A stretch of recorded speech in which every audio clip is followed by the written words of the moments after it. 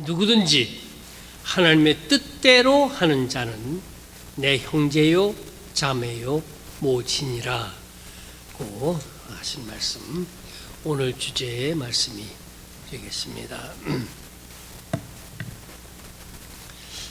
하나님의 뜻대로 하는 자들,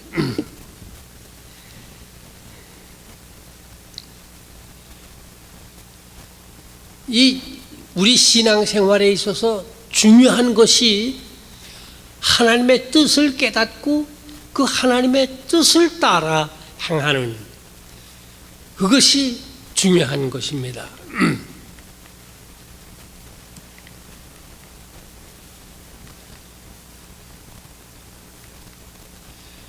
저와 여러분, 우리 모든 성도들은 다 하나님의 뜻대로 하는 자들입니다.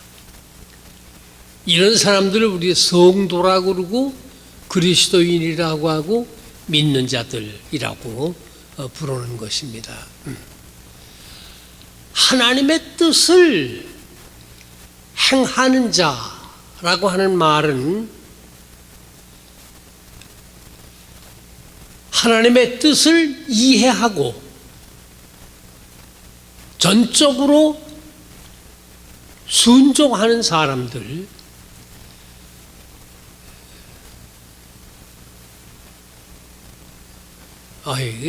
나는 이게 저기 있는 게 보이지가, 이쪽을 봐야 되겠구만요.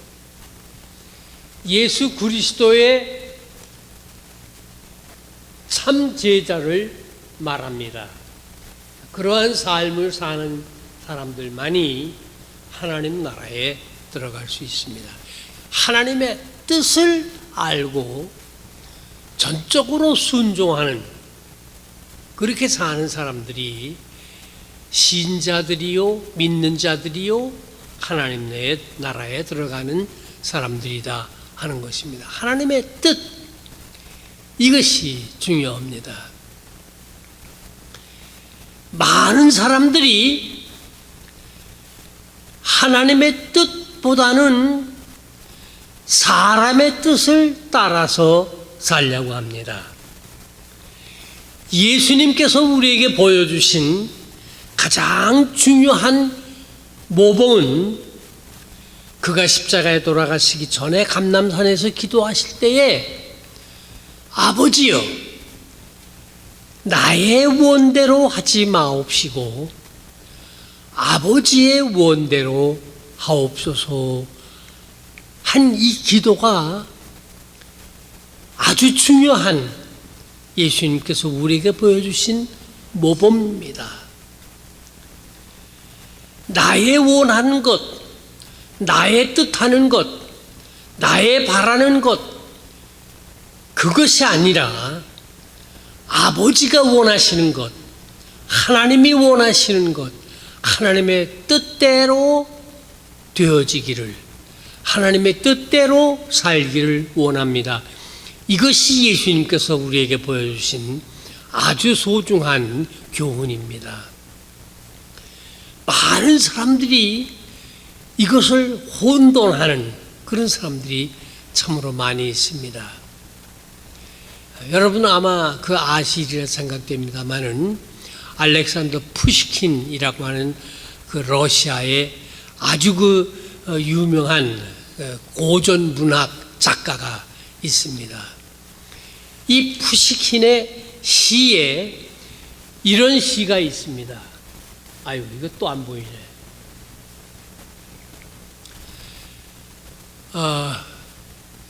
이게 뭐냐 하면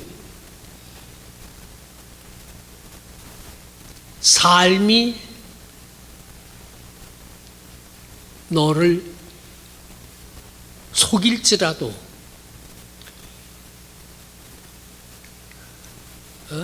뭐지 그 다음에 삶이 그대를 속일지라도 슬퍼하거나 노여워하지 말라. 이게 그 한국에서 유명한 그 시입니다. 그래서 그 그 노래를 만들었어요. 아주 그저 김순영이라고 하는 그 소프라노가 이 노래를 부르는데, 삶이 그대를 속일지라도 슬퍼하거나 화내지 마, 이런 노래가 있습니다. 그리고 힘들고 어려워도 참고 견디고 가면 밝고 즐거운 날이 또 오지 않겠느냐. 이게 이제 그 푸시킨의 시예요. 많은 사람들이 이 시를 좋아합니다. 노래도 만들어서 하고, 그 다음에 뭐 이렇게 장식품을 만들어 가지고서 이렇게 팔기도 하고 사기도 하고 뭐 그럽니다. 삶이 그대를 속일지라도 화내거나 노여워하거나 그렇게 하지 마라. 참고 견디고 가다가 보면은 즐거운 날, 행복의 날이 오리라. 이게 그 푸시킨의 시입니다. 근데 이게 아주 아이러니컬해요. 왜냐하면 이 시를 쓴 푸시킨은 누구하고 원수를 맺어가지고서 결투를 하다가 총에 맞아서 죽었습니다. 이거 아이러니컬한 거예요. 예. 뭔가 자기하고 뜻이 안 맞는 그런 원수 진 사람을 결투를 하다가, 그 이제 옛날에는 그런 그 러시아, 이 유럽에서는 그런 게 있었다고요. 그래서 총을 가지고서 이게 뒤로 돌아서 가지고 이렇게 한참 걸어가다가 돌아서 가지고서 쏘는 거예요. 근데 푸시킨이 맞았어요. 그래서 그 총에 맞아서 죽었다고요. 시는 아주 근사한데 그 시를 쓴 시인의 삶은 그리 바람직하지가 않은 거. 이게 아이러니라고 하는 겁니다. 아주 인물도 잘생겼어요. 네. 그런데 그 아이러니컬한 그런 삶을 살았습니다. 이 시를 덮어놓고 좋아할 것이 아닙니다. 어떤 의미에서는 상당히 그 위로가 되고 용기가 되는 그런 시인 것 같아요. 그러나 자세히 뜯어 보아야 합니다. 하나님의 뜻에 맞고 천명을 알아가지고서 그것을 따라 살아가는 사람이라고 하면은, 이제 천명은 그 하늘의 뜻입니다. 천도라고 하는 것은 하늘에 가르쳐 주신 길을 따라가는 거예요. 그래서 천명을 알고 천도를 쫓아서 살아가는 것이 이 동양 성현들의 가르침입니다. 우리 기독교인들의 신앙은 하나님의 뜻을 깨달아 알고 하나님의 말씀에 계명에 순종해서 살아가는 것, 그것이 우리 그리스도인들이 살아야 하는 삶입니다. 하나님의 뜻을 알았다, 하나님의 뜻을 쫓아서 살아가겠다, 확고한 목표가 있는데 어려운 일이 있거나 괴로운 일이 있거나 어떤 슬픔이 있으면은 푸시킨의 말대로 슬퍼하거나 노여워하지 말아야 하는 겁니다. 오늘 우리 김혜진 집사님 읽어주신 그 신약 성경에 사도 바울이 겉사람은 후패하나 우리의 속사람은 날마다 새롭다, 그렇게 말했고, 그리스도께서 십자가에 돌아가셨으나 다시 부활하신 것을 믿는 우리들은 그의 신앙을, 그의 죽으심을 믿는 그대로 우리도 다시 살게 될 것을 믿는다. 이게 우리 신앙의 핵심인 것입니다. 오늘 예배 시작하기 전에 우리 석 집사님하고 잠깐 얘기를 했는데, 요즘 그 젊은 목사님들이 무슨 그 설교를 할 때 예수님 얘기는 없대요. 성경에 대한 얘기도 없대요. 그러고서 설교를 한다고 뭐 그러면서 그런 얘기를 하는데, 그렇습니다. 요즘 그 젊은 그 목사님들 중에서 부활, 예수님의 부활을 믿지 못한다고 하는 사람들이 28%가 된다고 합니다. 이게 정말 한심한 일입니다. 이런 사람들은 절대로 어려운 일이 있거나 힘들고 일이 있거나 괴로운 일이 있으면 이겨내지 못합니다. 예. 그저 그냥 힘들면 있으면 그냥 나가 떨어지고 마는 거예요. 왜? 확고한 부활, 영생에 대한 신앙이 없기 때문에 그런 것입니다. 인간이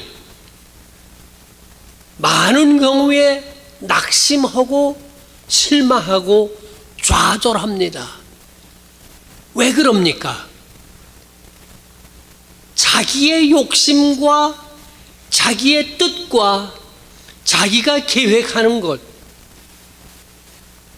인간의 욕망을 목표로 삼고 살아가기 때문에 그것이 이루어지지 아니하면은 슬퍼하거나 괴로워하거나 낙심합니다.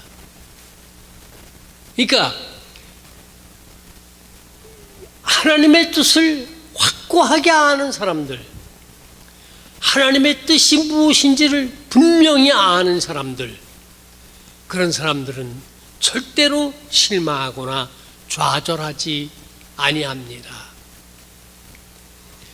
하나님의 뜻을 분명히 아는 것만이 우리가 인생에서 괴로우나 즐거우나 슬프나 기쁘나 꿋꿋하게 우리의 인생을 살아갈 수가 있는 겁니다.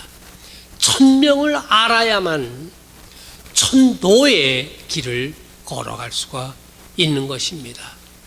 하나님의 뜻을, 사람의 뜻, 인간의 욕망을 쫓아 살아가던 사람들 다 실망하고 낙심하지만은 하나님의 뜻을 확실하게 알고 그 하나님의 뜻에 순종하며 살아가는 사람들은 절대 낙심하거나 실망하거나 좌절하지 아니합니다. 하나님의 뜻을 어디서 알 수가 있느냐? 성경에서 알 수가 있습니다. 아까 우리 아이들에게 제가 얘기를 했습니다마는, 제가 성경에 여러 권이 있습니다. 그런데 성경을 처음서부터 끝까지 쭉 읽어 내려갑니다. 끝나면 다시 또 처음으로 되돌아와 가지고서 읽습니다. 다 아는 것 같아요. 그러니까 처음에는, 성경을 처음에 읽을 때는 이것이 한 6개월이 걸렸다 하게 되면 그 다음에 읽을 때에는 좀 시간이 짧아집니다. 왜냐하면 이게 벌써 한번 읽은 거기 때문에. 그러니까 성경을 50번 통독을 했다느니 100번을 통독했다느니 그게 이해가 가는 거예요. 읽으면 읽을수록 이게 시간이 빨라집니다. 왜냐하면 이게 성경 내용을 아니까. 그러나 성경을 읽을 때마다 하나님의 말씀을 듣는 것이 새롭고 매번 새로운 하나님의 말씀, 하나님의 뜻을 알 수가 있게 되어 이루어집니다. 하나님의 뜻을 알 수 있는 길은 성경을 읽는 겁니다. 성경 안에 하나님의 뜻과 하나님의 말씀이 나타나 있고, 구원의 길, 예수 그리스도의 십자가의 도리와 부활과 영생과 최후의 승리의 모든 말씀들이 이 성경 안에 기록되어져 있습니다. 성경을 읽으십시오.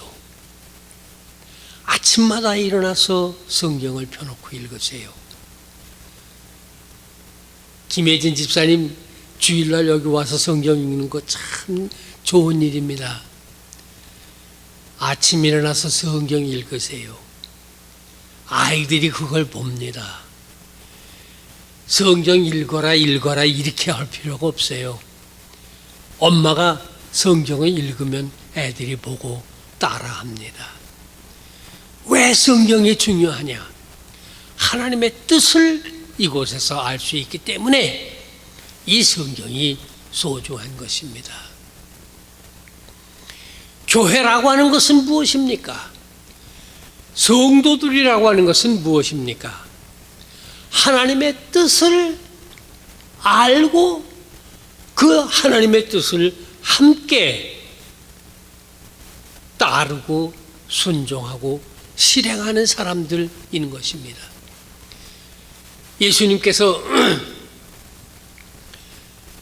자기의 모친과 자기 동생들과 누이들이 바깥에서 와서 찾는데, 함께 있던 사람들이 예수님께, 예수님, 지금 저 바깥에 모친과 형제들과 누이들이 와서 예수님을 찾고 있습니다. 그러니까 예수님이 뭐라고 하셨는가 하니, 누가 내 형제요, 누가 내 모친이며 누가 내 자매이냐? 하나님의 뜻을 행하는 사람들이 다 나의 형제요, 자매요, 가족이라. 이렇게 예수님께서 말씀하신 것이 오늘 성경 본문의 말씀인 것입니다. 교회라고 하는 데가 무엇 하는 데입니까? 하나님의 뜻을 찾은 사람들이, 하나님의 뜻을 실행하는 사람들이 모이는 곳입니다. 하나님의 뜻을 따르기 때문에, 한 마음으로 따르기 때문에 우리가 한 부모를 가진 형제 자매와 같은 것입니다. 서로 구원면하고 서로 격려하고 서로 도와가면서 살아가는 이것이 교회 생활인 것입니다. 교회 안에서 다른 것은 하는 게 아니에요. 하나님의 뜻을 찾고, 그리고 우리 서로가 서로를 격려하고 위로하고 서로 도와가면서 살아가는 것입니다. 푸시킨의 시인은 하나님의 뜻대로 살고자 하는 사람들, 그런 사람들에게만 의미가 있는 겁니다. 내 뜻과 내 목표, 내 욕망을 쫓아서 살아가다가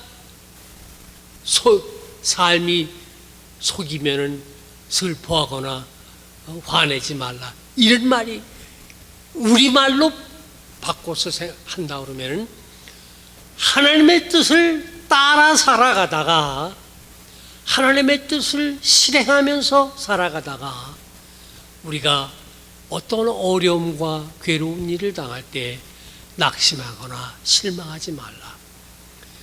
나도 그러하고 우리 교회 안에 있는 다른 형제 자매들이 하나님의 말씀을 따라 살다가 낙심하거나 실망하는 사람이 있으면 우리가 서로 찾아 권면하고 위로하고 격려하면서 살아가는 것입니다. 이것이 교회 생활이요 신앙 생활인 것입니다. 하나님의 뜻을 알고 그 뜻대로 살아가는 사람들, 어렵고 힘들어도 찬송하며 기도하며 하나님의 뜻을 그대로 순종하며 살아가는 그런 사람들, 그 사람들에게는 인생에 있어서의 최후의 승리가 되어진 것입니다. 성도들, 형제, 자매들, 교인들, 진정한 하나님의 뜻을 따라 살아가는 사람들에게는 참고 견디며 끝까지 서로 사랑하고 권면하고 위로하고 격려하면서 살아가다가 마침내 영생의 나라에 이르는 것입니다. 우리 신앙의 핵심이 무엇입니까? 아무리 좋은 말을 하고 아무리 그럴듯한 말을 많이 한다고 하더라도 핵심은 무엇입니까? 예수 그리스도의 십자가와 부활입니다. 제가 이 교회에 와가지고서 첫날 설교한 것, 끝나는 날 설교하는 것도 똑같은 얘기일 겁니다. 우리 신앙에 있어서의 핵심은 예수 그리스도의 십자가, 그의 피로 구원받은 우리들, 그의 은혜로 말미암아 하나님의 뜻대로 부르심을 받은 우리들이 서로 사랑하고 서로 격려하고 서로 위로하고 힘을 보태고 이렇게 살아가다가 힘들고 어려워도 그렇게 서로 사랑하고 아끼며 살아가다가 영원의 나라, 영생의 나라에 함께 이르는 것입니다. 이것이 우리 신앙과 믿음의 핵심이 되어지는 것입니다. 결코 이 핵심을 놓치지 마시기 바랍니다. 이 초점을 흐리지 마시기 바랍니다.